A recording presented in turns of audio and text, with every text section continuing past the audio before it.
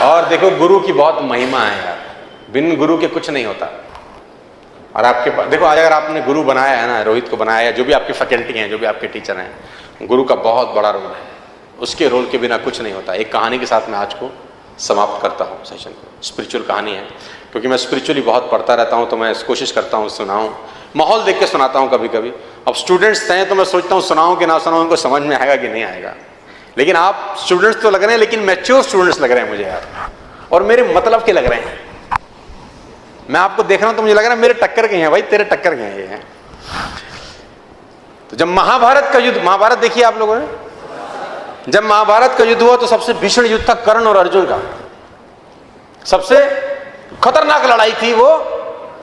और जानते हैं कि उसमें लड़ाई में प्रूफ क्या करना चाहते थे कि बेटर कौन है। लड़ाई किस चीज की थी? ये लड़ाई प्रूफ करने की तो थी ही नहीं कि तुम हारेंगे कि हम हारेंगे, कि तुम गलत हो कि हम गलत हैं। दोनों में एक ही लड़ाई थी कि हम दोनों में बेटर कौन है। और बहुत खतरनाक लड़ाई थी। तो शास्त्र हम लोगों की ये कहते हैं, अगर आप पढ़ेंगे तो शास्त्र कहते हैं कि एक समय ऐसा आया उससे लड़ाई के दौरान कि जो कर्ण थे उन्होंने जब तीर चलाया, जिसको बोलते हैं एरो, और वो तीर जब अर्जुन के पहिए में जाके लगा, तो शास्त्र ये बोलते हैं कि अर्जुन का जो रथ था, जिसपे भगवान कृष्ण खुद विराजमान थे, उनका रथ 3 कदम पीछे खिसक गया। इतनी शक्ति के साथ उसने बाण मारा। कितना फीट पीछे गया? 3 फीट। अब बारी अर्जुन की थी, उसको उसका आंसर। अब अर्जुन ने भी बाण लगाया, और जब वो बाण कर्ण के पहिए पे लगा तो उसके घोड़े जो उस रथ को खींच रहे थे 7 कदम पीछे ले आए। वो इतनी शक्ति के साथ बाण लगा। तो अर्जुन बहुत खुश हुआ। अर्जुन ने बोला भगवान को, हैंस प्रूव्ड, हैंस प्रूव्ड कि कौन शक्तिशाली है। कि जब उसने चलाया तो 3 स्टेप्स, अब जब मैंने चलाया तो। कभी कभी कुछ स्टूडेंट्स के नंबर अच्छे आ जाते हैं तो ईगो भी आ जाती है। कभी कभी देखो, नंबर अच्छे लाना और लाते रहना में अलग अलग बातें हैं।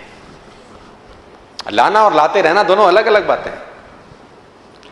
तो यहां पर गुरु का रोल शुरू होता है। यहां गुरु उसको बताता है कि नहीं, ऐसा नहीं है, ईगो की जरूरत। उसने बोला देख मैंने तो मारा ना, देखो मारा तो 7 कदम, उसने मारा तो 3 कदम, तो प्रूफ हो गया, हेंस प्रूफ, थ्योरम सॉल्व। उसने बोला नहीं नहीं, तू समझ नहीं रहा, तू वो देख रहा है जो तुझे दिखाई दे रहा है, तू वो देख ही नहीं रहा जिसके पीछे का खेल है। तो बोला इसके पीछे का क्या खेल है? उसने बोला इसका पीछे का खेल मैं तुझे बताता हूं कि तेरे रथ पे मैं बैठा हूं पूरी दुनिया का भार लेके, और तेरे रथ पे एक और शक्ति विराजमान है जिसको बोलते हैं बजरंगबली, है ना, और उनकी ध्वजा में विराजमान थे। और ये वो बजरंगबली हैं जिनकी पूंछ तेरा भाई हिला नहीं सका था, जिसको तुम भीम बोलते हो। ये ताकत तेरे रथ पे बैठी है, उसके बावजूद वो तेरे रथ को 3 कदम पीछे कर गया रे। और तुझे भरोसा नहीं हो रहा तो ये देख। फिर भगवान ने कुछ ख्याल किया, कहते हैं हनुमान, शास्त्र कहते हैं कि हनुमान जी को इशारा किया, हनुमान जी गायब हो गए। भगवान ने अपने आप को भार विहीन कर लिया।